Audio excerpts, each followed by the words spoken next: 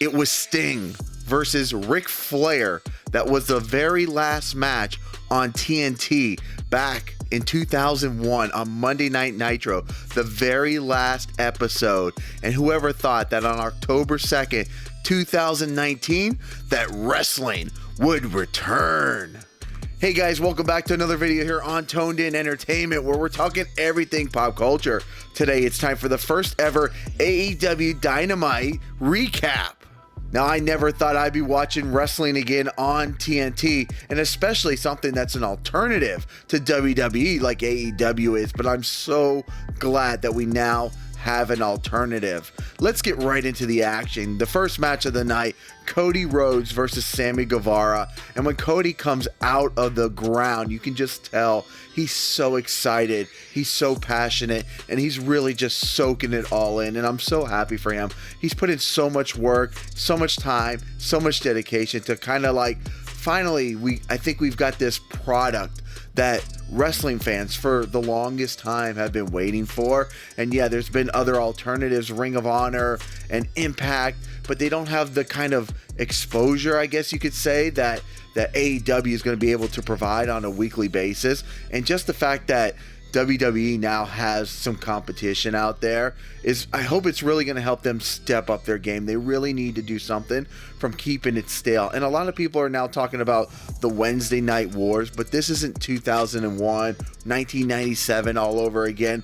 We have DVRs now. You know, back in the days when I was watching Nitro and Raw, you kind of had to like pick one. If you didn't have a VCR in another room, then you kind of were screwed.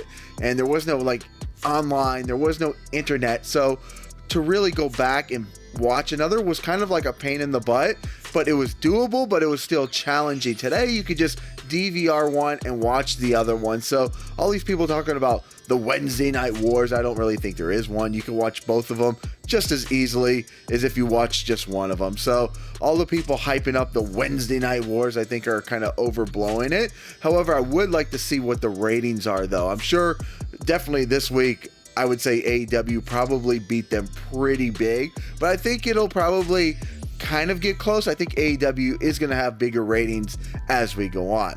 Now let's get back into that first match with Sammy Guevara and Cody Rhodes. I mean, Sammy Guevara is very, very talented, and he really put on a good match. He had some great agility moves, a backward suplex off the top rope.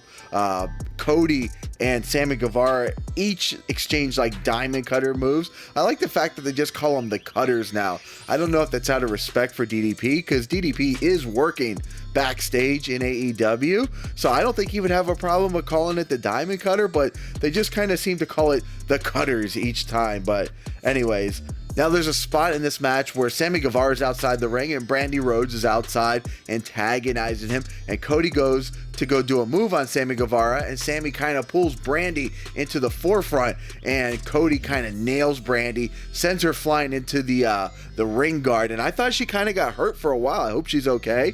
I mean, her head hit up against that barricade pretty hard, but she kind of got up, walked it off, and the match went on. Now, while Sammy Guevara was very impressive, I really had that inkling that Cody Rhodes was definitely going to get the win in this match. The match ended with Sammy Guevara going up and doing this very impressive shooting star press. Cody got the knees up and rolled him up in the schoolboy and got the 1, 2, 3. And while we're talking about wins, it really seems like AEW is really going to push this wins and loss records. They were saying if Cody lost, then Sammy Guevara would get the world title shot. And I did see a graphic at one point where they had somebody's wins, losses, and ties up there. So it really looks like they're going to push forward with that. And I kind of do like it, that they have the stats and that it's going to be meaningful each week. So it's definitely something to see if they keep up with it throughout the future.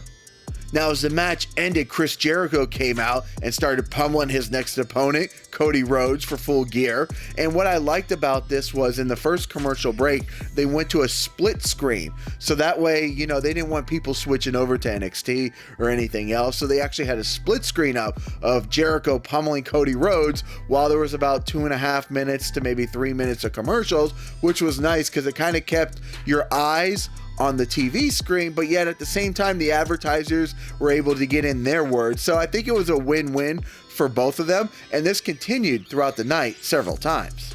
I also like when they came back, Jericho really feels like a bully, and he really looks like he's having a lot of fun as well. Now, the second match of the night was Brandon Cutler versus MJF. Now, this match was okay. I mean, MJF came down and cut a really good promo on the crowd, talking about Dungeons and Dragons again, because I guess Brandon Cutler is a Dungeons and Dragons player. But however, Brandon Cutler really didn't do too much, and he kind of messed up a couple spots, including like the one where he was getting ready to come off the top rope, and as he went to jump down, he like tweaked his knee, and it looked like the ending of the match kind of had to be rushed. MJF kind of put him in his finishing move with that arm lock and got the quick submission, and that was pretty much the end. So hoping for Brandon Cutler. I'm sure he felt really bad. He felt like he was maybe a little nervous being on TV, Dynamite for the first show, but I think he'll be all right moving forward. I know he's friends with the Young Bucks, but I think he'll get it together, and we'll see better things from him in the future. All right, guys, before we go any further, I want to let you guys know about a couple of events that are coming up in South Florida as far as independent wrestling. You know, last week I went to Super Nerd Street 3 up in Orlando, Florida. I've been going to quite a few independent shows right now here in Florida. And let me tell you, if you haven't been to an independent wrestling show in a while, you're kind of missing out. The talent that's out there is really impressive. I mean, the main event last week was Tessa Blanchard versus Big Swole, and the tickets were $14 to get in, and every seat in that arena was a good seat. So guys, if you aren't going to independent shows, definitely start checking them out and at least give one a shot. I think you'll definitely get your money's worth. But this Sunday down in Deerfield Beach is Blueprint Wrestling, which I will be attending, and they have a pretty good card going on. They have that classic tag team versus Tragic City. They have a three-way ladies match between Kylie King, Anna Diaz, and Ellie. They have the International Superstars versus Tech. They have a match I'm really looking forward to, and that's Effie versus Chuckles the Clown.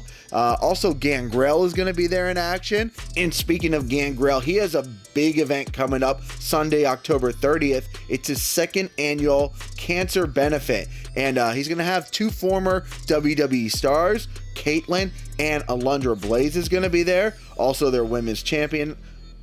Caitlyn is going to be there. I'm sure Gangrel is going to be in action. Steve, the Lucero twins. I'm sure there's going to be a lot of surprises. And again, another show I'm going to be attending as well. And I'm really looking forward to that. So guys, don't forget, if you see an independent wrestling show coming to your area, definitely check it out and at least give one of them a shot. I think you're going to be pretty impressed.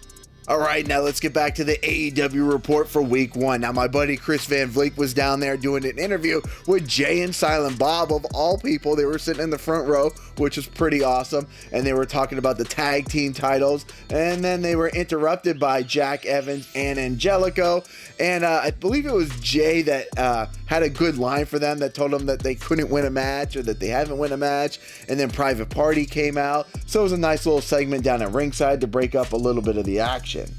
And then we saw the SCU come out, and they were cutting a promo when they were interrupted by the Lucha Brothers. One of the Lucha Brothers spit like mist in his face, which was pretty cool. And then like a big brawl broke out up on the stage. And then of all people, you saw Dean Malenko come out and break up the action. So it was good to see the man of 1,000 holds come out and help break up the action.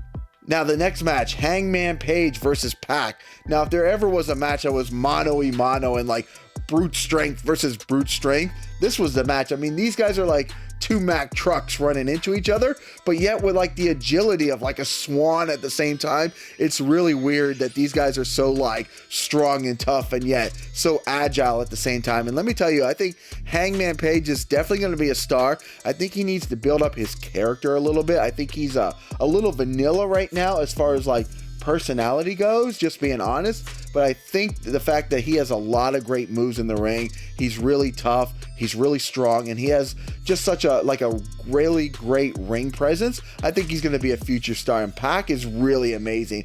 And how this guy has gotten away from the bigger organizations, I don't know, or whether he just was like, I'm just not going to sign with that. But this guy is super talented. He's 2-0, because remember, wins and losses matter now in AEW, but he's 2-0 now after a win over Kenny Omega and now Hangman Page, so he's definitely going to be in that world title running. I guess coming up soon, he'll probably be the next guy to fight whoever wins between Cody Rhodes and Chris Jericho, I assume, in the future.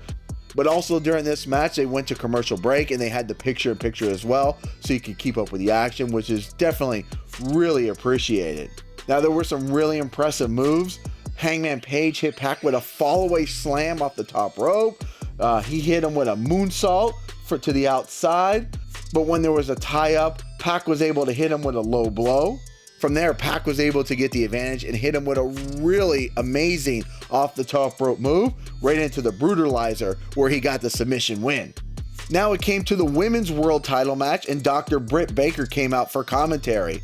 Now, coming into this match, just by looking at them, it looked like Rio could be the underdog. I mean, Nyla is pretty much double the size of Rio. And Rio is so tiny. I think even if she's in the ring with somebody like Dr. Britt Baker, Rio's still going to look really tiny. I think they said she's 89 pounds or 98 pounds. I know it's under 100 pounds. She's really tiny. But let me tell you, for a tiny girl, she's pretty damn strong. And she pulled off some impressive moves on Nyla Rose. I mean, there was one move where they took her off the top rope with like a backflip or a suplex.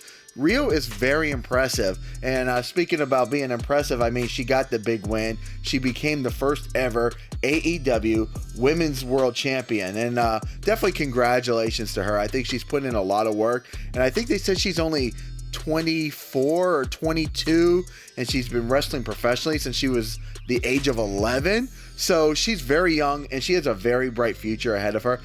Now, I think Nyla Rose's future is very bright as well, and I'm sure that there will be future title chances for her as well. And I'm looking to see some of the other women in the future. It really looks like they're going to push Dr. Britt Baker probably for the next pay-per-view. But hopefully next week we'll get a few more women's matches, and we'll get to see a little bit more of the competition coming for Rio in the future. Now, time for the main event. The Young Bucks and Kenny Omega versus Chris Jericho and his two mystery opponents. Now, here's one of the things that kind of disappointed me about AEW was that they kind of let the mystery opponents out of the bag, I think, a little too early. I mean, the night before they had a show on TNT, kind of like a preview, and they announced that it was going to be Santana and Ortiz. And I think a lot of people thought that's who it was going to be anyways when they appeared on the last pay-per-view. And I kind of wish they wouldn't have appeared on the last pay-per-view. I didn't think there was any need for them to show up there, and I kind of felt like it almost spoiled it a little much. I think if they had not shown up on the last pay-per-view, and especially if they had not announced it the night before, there still would have been a lot of intrigue into who Jericho's two mystery opponents would have been. But either way, these two, just being his tag team partners, I mean, they were really impressive in the ring. Now, a lot of people knew that they were going to be impressive anyways, but they were really good in this match with Jericho, and things got a little out of control, which is always definitely fun when it comes to wrestling. During the match, of course, Jon Moxley had to show up, and he came after his future opponent, Kenny Omega. They're going to be wrestling at the next pay-per-view, and Moxley is just crazy and insane, and I really love him in AEW. I feel like he's that the beast that's been unleashed, you know, the animal that's been captive for so long, and now he's allowed to roam free. And I feel like that's where his persona's going in AEW. And him and Kenny Omega go at it, and they battle to the back, and Kenny Omega takes out like a janitor's broom and starts mopping the floor, hits Moxley over the back, and then they battle to the back, and then Moxley gives him like a brain buster through like a glass coffee table. And that pretty much ends Kenny Omega's stint for this match, as he's out for the rest of the night. Now it's left to be a 3-on-2 match. But let me tell you, I think the Young Bucks 3-on-2 can pretty much take on anybody. But I think Jericho, Santana, and Ortiz were just a little too much for them. But there was a part in this match where Nick Jackson just runs wild. And I think he had like 10 spots within the span of like 30 seconds on these three guys where he's just running all over the ring. The Young Bucks, Matt and Nick, are just so impressive, and I think they're definitely going to probably be the first AEW Tag Team Champions. I think they deserve it, whether they're part of the company or not. I think they are the elite tag team in AEW. I mean, right up there with the Lucha Brothers and Santana and Ortiz. I mean, they're starting to build some really good tag teams as well. SCU is going to be really good, Private Party, but I think the Young Bucks are the elite. I mean, they say be elite, and I think they are elite. But just being elite doesn't mean you get the win, because Jericho, Santana, and Ortiz did get the victory on them.